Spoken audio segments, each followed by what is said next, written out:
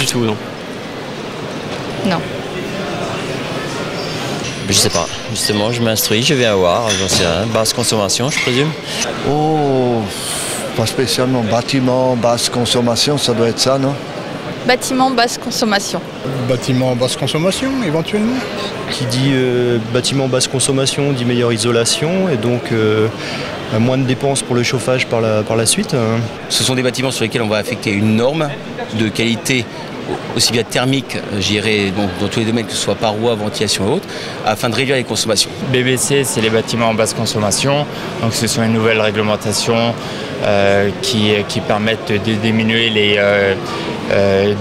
les charges et d'avoir un bâtiment qui ait une bonne performance énergétique. C'est une maison isolée qui rentre dans des critères, j'ai envie de dire, d'isolation thermique, mais également acoustique, à travers les saisons. BBC, c'est le nom d'un label. Label Maison Basse Consommation, bâtiment basse consommation. Ce label est contrôlé par un certain nombre d'organismes extérieurs qui délivrent un certificat attestant que votre maison répond bien aux critères du label. Alors ce label BBC est très important car il a servi à caler les niveaux de la nouvelle réglementation thermique, la RT 2012, qui, comme son nom l'indique, sera en service le 1er janvier 2013.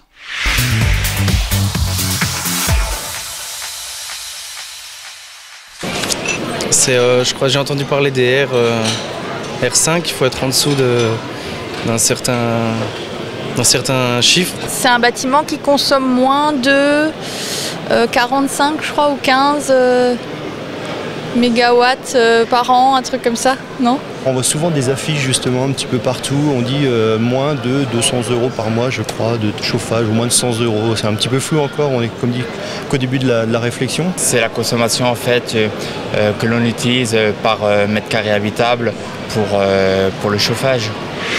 Une consommation maximum à ne pas dépasser suivant la zone géographique, ainsi pour la zone tempérée dite H2, il s'agit du niveau 50 kWh par mètre carré. Ça, c'est la première idée. La deuxième idée, c'est la qualité du bâti.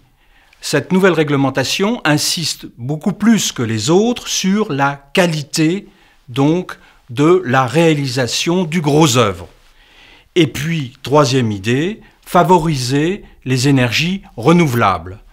Donc, 3 idées, consommation maximum, qualité du bâti du gros œuvre et énergie renouvelable. Le béton a une excellente inertie thermique. Pourquoi? Parce que c'est un matériau lourd qui est capable d'emmagasiner le chaud et le froid et d'autre part de le restituer dans l'atmosphère intérieure en décalé.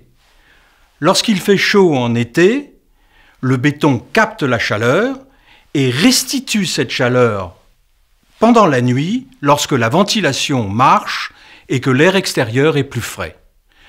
Il régule donc la température intérieure d'une maison ou d'un logement.